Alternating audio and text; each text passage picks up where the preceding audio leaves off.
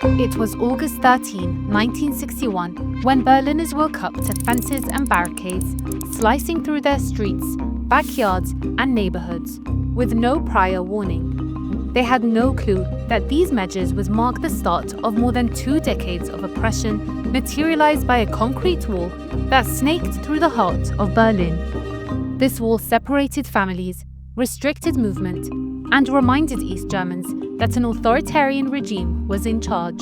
That all changed after 28 years, when on November 9, 1989, the Berlin Wall and the repression it represented ceased to exist. Photographs from that defining day capture thousands of East Germans celebrating, dancing, and climbing atop the wall, hammers and chisels in hand, as they tear it down piece by piece. This is the story behind the lens. After the Allied powers, France, the UK, the US, and the Soviet Union divided Germany into 4 occupation zones following the Nazi defeat in World War II, Germany was split into 2 states in 1949 as Cold War tensions rose.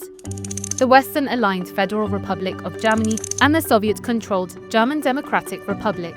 Although Berlin was located inside East Germany, the city itself was governed jointly by all 4 Allied powers.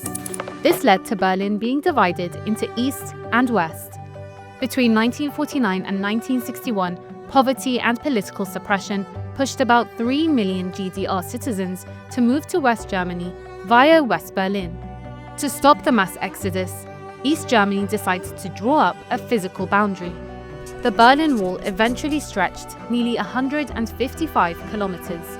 It was reinforced with concrete, barbed wire, guard towers, attack dogs, and an estimated 55,000 landmines. For nearly 3 decades, it divided Berlin into East and West, becoming the most visible symbol of the Cold War and the global ideological clash between capitalism and socialism. Only 5,000 managed to cross the wall after it was erected, while 140 were killed trying.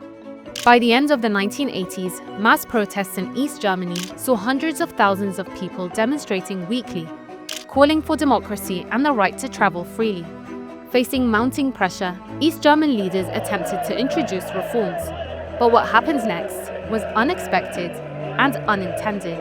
On November 9, 1989, a botched GDR government press conference led the public to believe that travel restrictions had been lifted, effective immediately.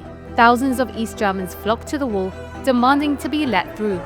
They were met by confused border guards who had received no clear instructions. Unable to contain the huge crowds, they eventually opened the checkpoints. And with that, the wall had fallen. Not through force, but through human momentum and a historic mistake.